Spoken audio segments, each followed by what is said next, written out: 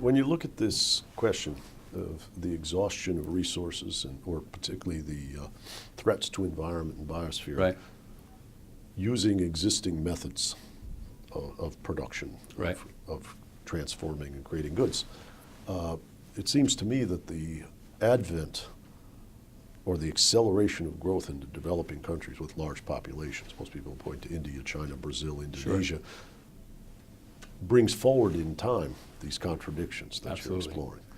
Yeah, absolutely. It's accelerating at breakneck speed, and of course that introduces a whole nother dimension to this, which is an ethical dimension.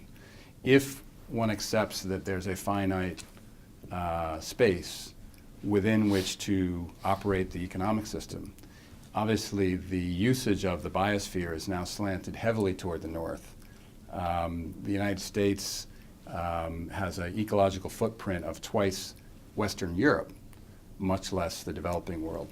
And so if there is a finite limit, and of course this, another book I'd throw out is the Limits to Growth work that was sponsored by the Club of Rome back initially in the 70s.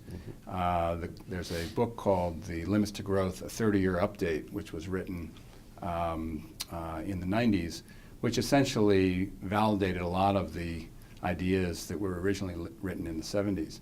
So if this is a scientific reality, which from the work I've done and the people I've spoken to and the books I've read, it appears to be that it is, then we have a very tricky allocation challenge because we can no longer rely on growth driving sort of all boats being lifted, tide lifting all boats, but we have a much more complicated equity allocation problem to challenge, and how one does that is obviously a really complicated question. Sure. I mean, you look at, say, China, the average standard of living is a small fraction right, of that in the United States. Right. And yet after this crisis, even in the papers of the last couple of days, people are saying the Chinese should have their exchange rate appreciate, right, a depressing influence on their, right, their system and their economic strategy of export-led growth, right, right, in order to help the United States get out of a rut. Right. But if you're saying this is not a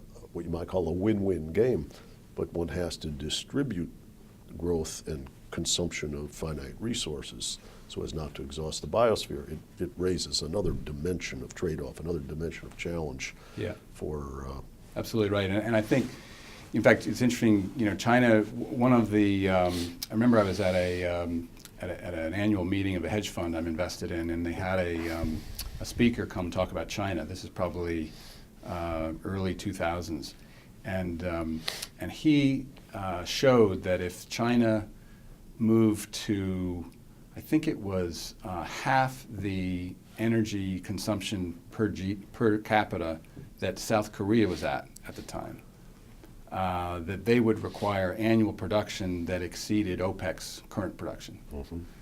And the light bulb started going off in my head. And so after you got long oil, getting right? invested in oil, which is actually true, I started thinking about this, and getting back to your original question, one of the conclusions you get to actually is that growth itself becomes a scarce commodity that needs to get allocated. And markets for private goods like markets for public goods like we're trying to establish a market for carbon through some cap and trade legislation.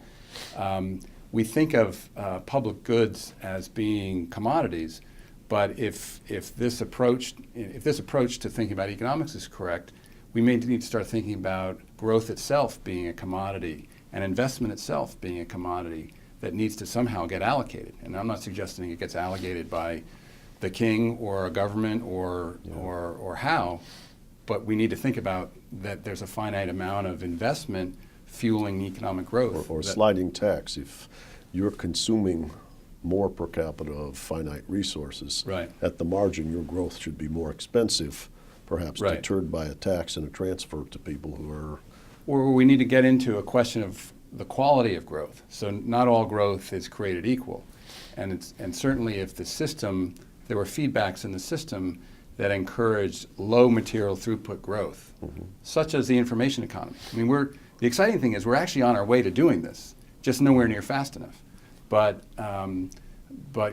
generating growth in low material throughput activity is what needs to happen, as opposed to just any kind of growth for the sake of growth. Yeah, I like that. You're like a founding father, like Thomas Jefferson.